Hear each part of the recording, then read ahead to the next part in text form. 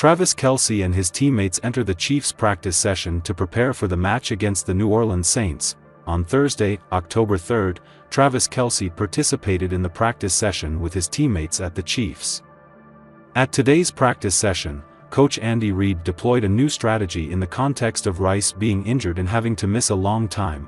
After the end of the practice session, Coach Andy Reid and Patrick Mahomes had an interview before the match between the Chiefs and the New Orleans Saints. And then he's going to have further tests next week, so really don't have anything to tell you from there. We'll see how these tests go next week and once the swelling's out there. Congratulations to the Royals first. What a great job they've done to this point, and I know they're fired up to keep on going. So I know we're all glad to have them coming back here and having another chance to see them play. With that, we look forward to the challenge of playing the Saints. Good football team, well coached. I mean, Dennis does a nice job with that group, and their coordinators, all three of them do a nice job with their phases. And we've just got to make sure that we have a good week of preparation here going forward. And then just on the business side of it, Clyde, you saw, was elevated. He's got a 21-day window. We'll just get him back into the swing of things here and see how he does. See how he does going forward here the next couple of days. Anyways, with that, time's yours. Is there a little more sense of optimism with Rashee than there was 2 days ago? Yeah, I think it's just wait and see.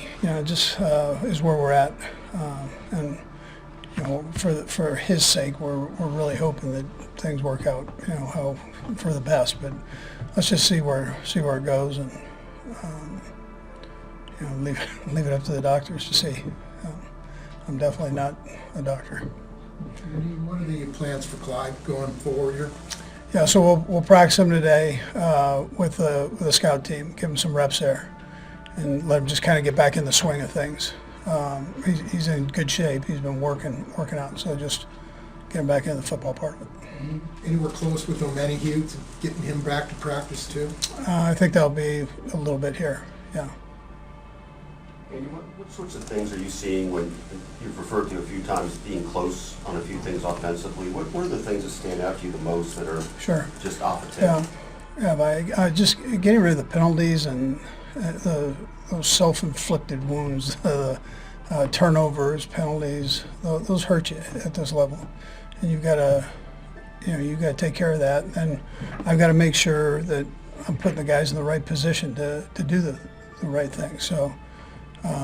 And I think the coaches would tell you the same thing with that, but that's where we're at. But it's close. We just got to keep rolling. When Rice is just so important to you guys, and you won't have him for Monday, just how much realistically does that change, even schematic, what you do, or do you stay the same with some of the replacement players? Yeah.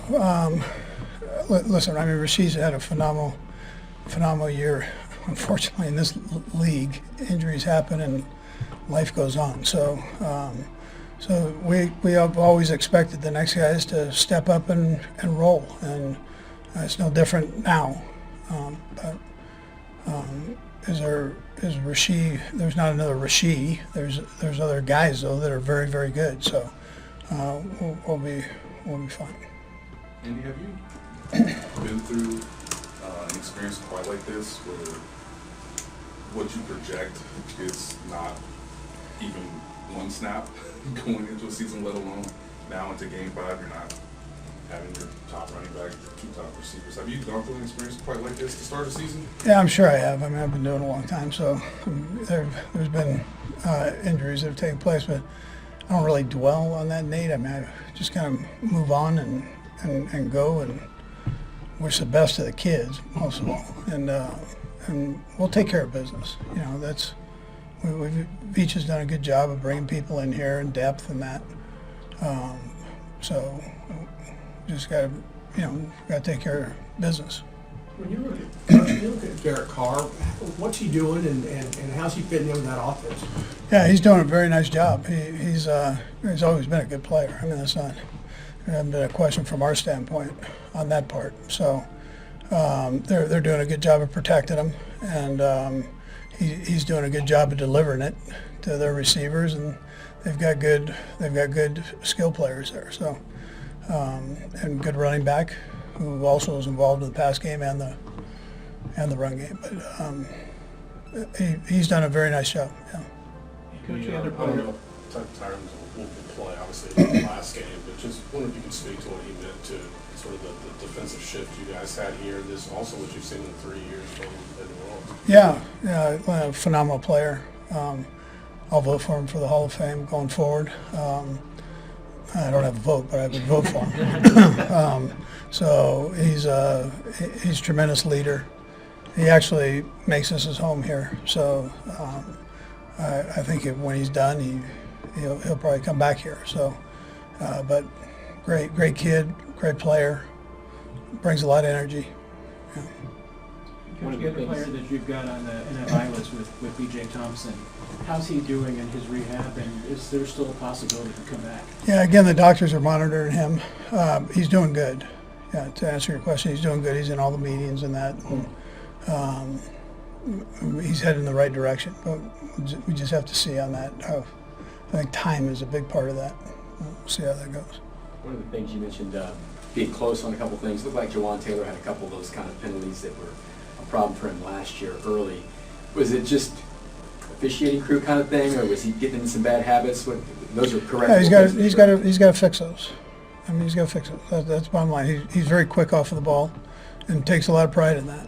But you can't be. You got to make sure you're not offsides. So he's got to take care of that part. He will. Okay, thanks, Coach. All right, good. Thanks. Play, we got hurt. Did you know in the moment how hard you got hit kind of in that? I mean, did you feel fortunate not to be hurt yourself?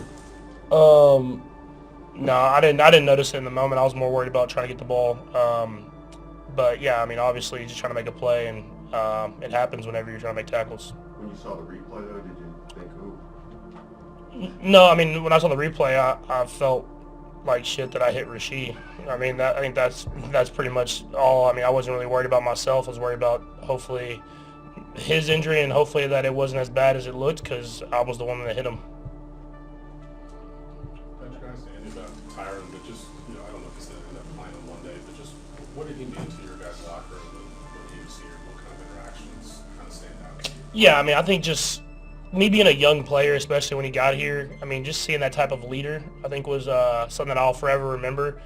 The way he inspired guys, the energy that he played with. I mean, obviously he's a great football player. I mean, everybody can see that, but truly a great leader, one of the best leaders I've ever been around. And he pushed to get the best out of everybody every single day, and he treated practice like games. He tried to get better every single day, and that's something that has helped me become who I am. And so a great football player, man.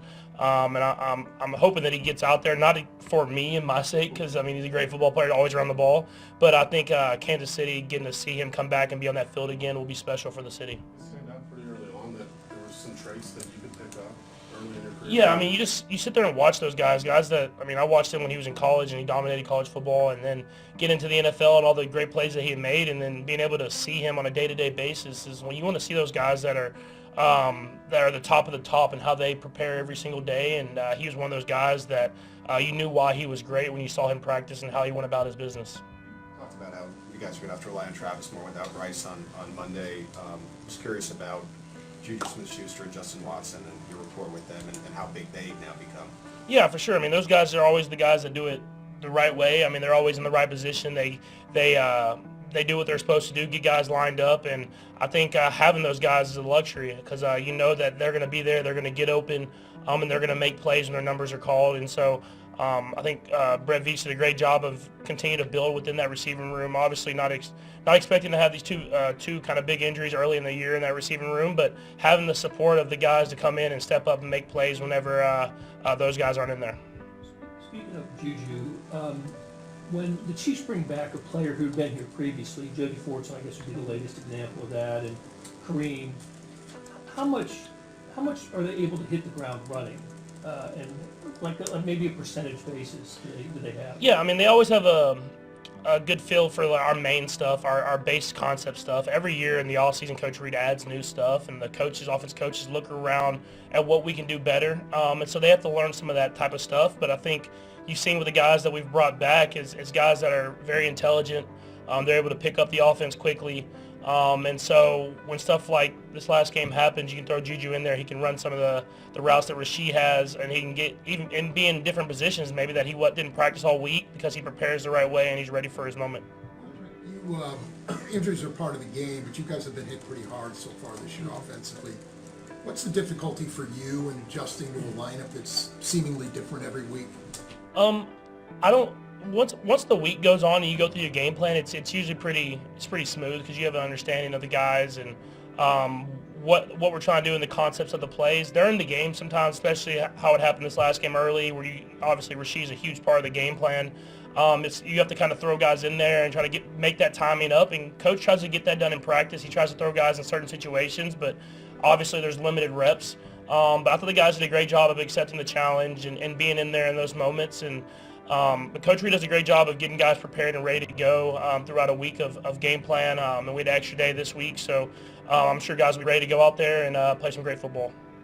You face a Dennis Allen defense, like in almost any week. Is there an expectation you guys are going to have to sort of do that methodical, work your way down? Yeah, I think just very intelligent coach. I mean, someone that does a lot of different things. He's a game plan specific coach.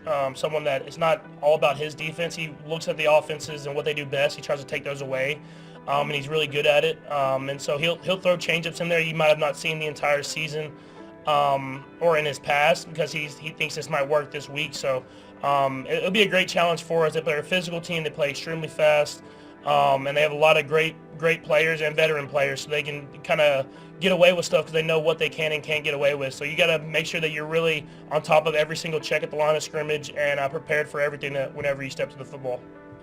Can you talk about the big play, the 54-yard touchdown pass, what that did for the offense that day, and what it does for your receivers' confidence and the whole offense? Yeah, I mean, whenever you hit those deep passes, it kind of opens everything up because defenses have to have more and more respect for any ability to score on one play. And it was big in that game. I mean, they were starting to get more and more downhill because we were running the ball and we weren't moving it and throwing it vertically.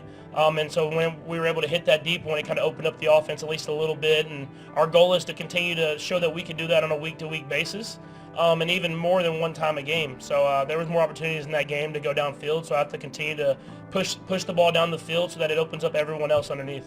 We'll go a few more of a Nick, Todd, and Blair. But Nick, Patrick, when you're building chemistry with a new receiver, a guy you haven't worked with in a while, how long does it really take for you guys to see the field the same way? It depends on every receiver. I think we have a lot of intelligent receivers in this receiving room right now, and so I feel like we're all seeing the field the same way.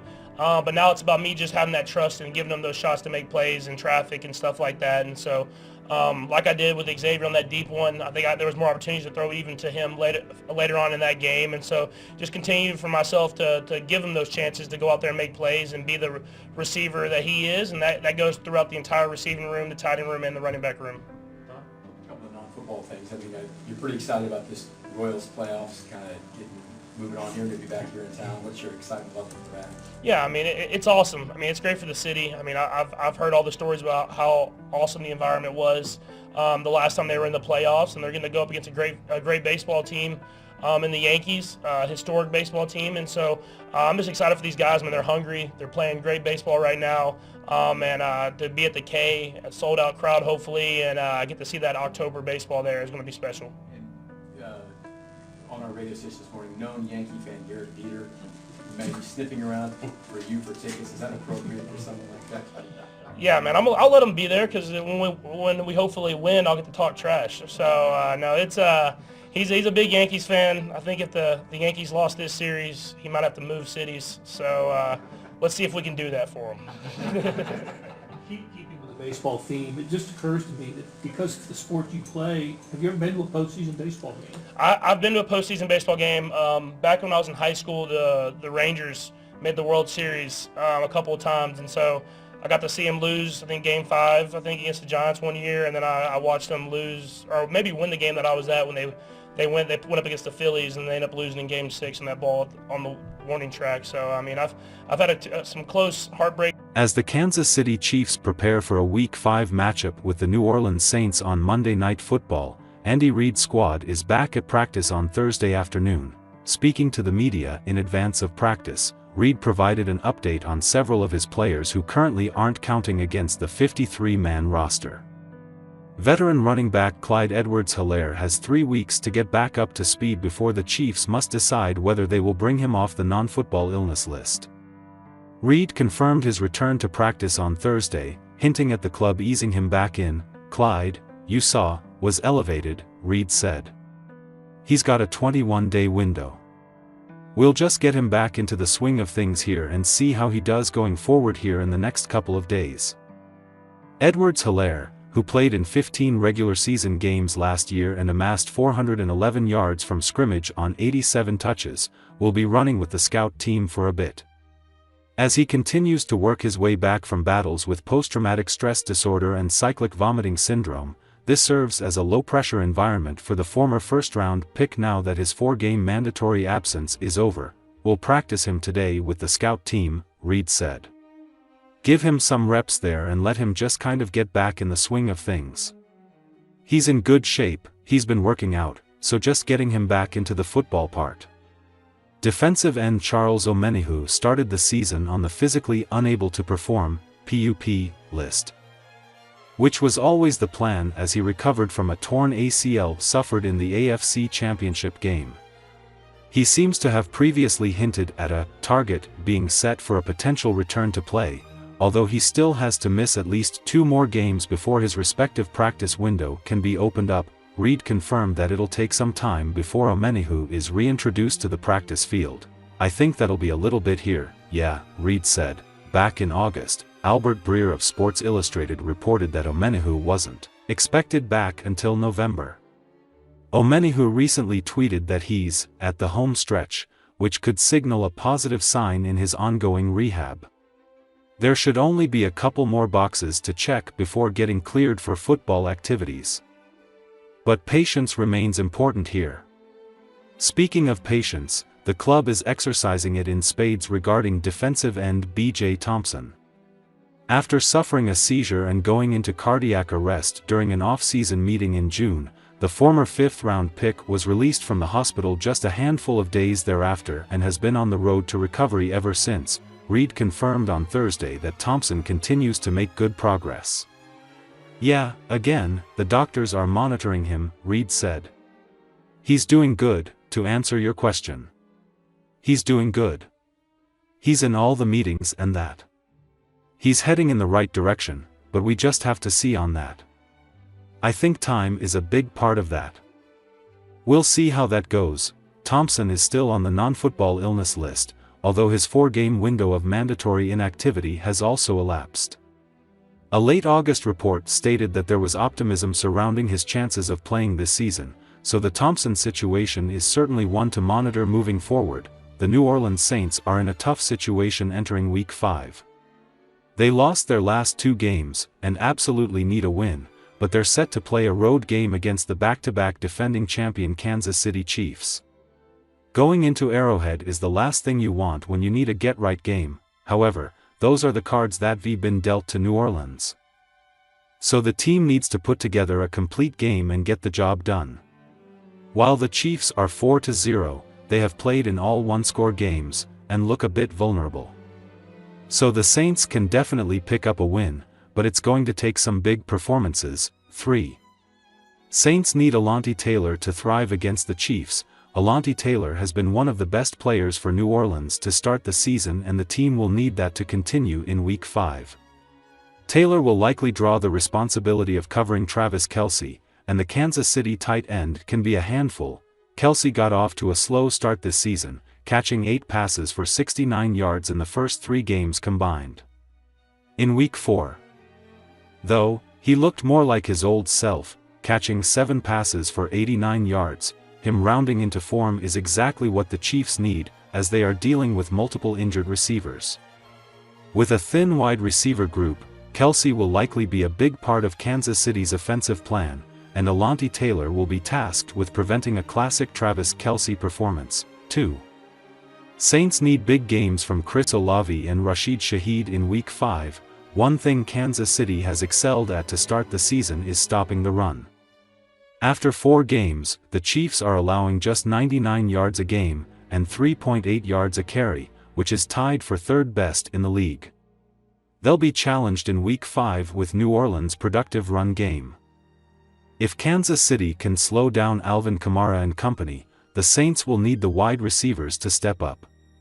That means Chris Olave and Rashid Shaheed will need to get open and make catches. This shouldn't be a problem, though, because both third-year receivers have been doing just that already this season. 1. Saints need Carl Granderson and Chase Young to be good against the Chiefs. When people talk about how dangerous the Chiefs are, they often talk about Mahomes' magic. Mahomes' magic is just Patrick Mahomes escaping the pocket to extend the play. Typically, once he breaks contain, he can run around long enough until something good happens for his team, like many magic tricks, though. If you look closely enough, you can see how it works. Mahomes capitalizes off bad defensive line play. Once opposing defensive lines allow him to break contain, the defense is in trouble. Saints defensive ends Carl Granderson and Chase Young must be ready to keep Mahomes in the pocket, and either get him down on the ground or get the ball quickly out of his hand. If they can't apply pressure, or be disciplined in their rush lanes, it'll be a long day for New Orleans' defense. The Saints used to be nearly unbeatable in primetime once upon a time, but that was a completely different regime. Under Dennis Allen, New Orleans is just 1-5 in the national spotlight. The lone win came last year in Week 2 on Monday Night Football against the Panthers. While the losses include the Cardinals, Ravens, Bucks, Jaguars and Rams. This will be Allen's 5th road primetime game. Currently, the Saints are a 5.5-point underdog. We're not expecting good news on the injury front for the Saints. They're dealing with a lot, to say the least. Taysom Hill, ribs, Tyrann Mathieu, groin, and Willie Gay Jr., hand, all exited Sunday's game against the Falcons early, which will put their availability in question.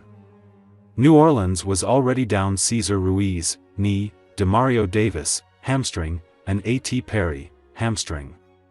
Add on Chris Olave's hamstring injury from last Friday's practice and Alvin Kamara's ribs/hip injury, and it's just struggle bus right now. We'll also see if Kendre Miller can get back this week after his extended absence. The offensive line held up pretty well being down Ruiz and Eric McCoy, groin surgery, but now they have to worry about Chris Jones. All he did was win AFC Defensive Player of the Week against the Chargers from his last outing. New Orleans will at least want to try to run the football, but doing it inside and then having to worry about pass protection against Jones will be a big challenge.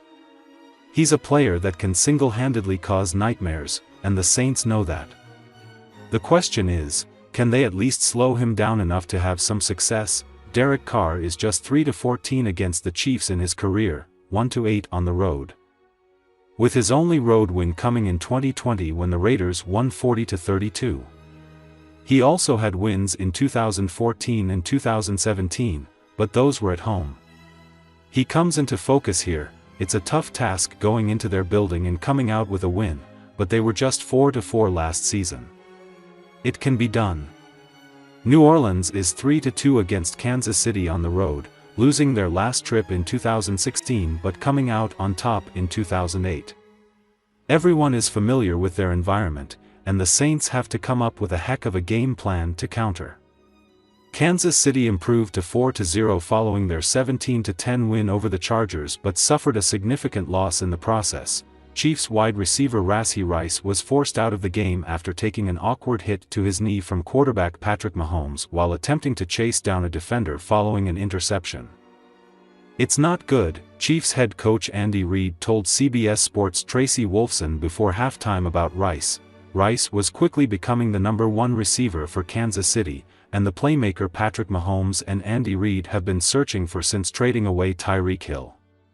Rice had accumulated a team-high 288 receiving yards on 24 receptions and 2 touchdowns before his injury. His absence is a significant blow to the Chiefs' offense. Rice's return date is currently unclear. The wideout has been ruled out for Week 5 against the New Orleans Saints on Monday Night Football, but a best-case scenario still exists in which Rice misses time and does not suffer a season-ending. Chiefs reporter Pete Sweeney shared on social media he saw Rice in the locker room wearing a sleeve and walking without crutches. On Wednesday, Mahomes told local reporters, "Hopefully, we have him back soon." The quarterback's comments have an optimistic tone. Further testing next week should shed more light on the injured wide receiver, but the timeline for his return remains uncertain. Following the Week 4 game versus the Chargers, reports broke that the Chiefs feared Rice suffered a season-ending ACL tear.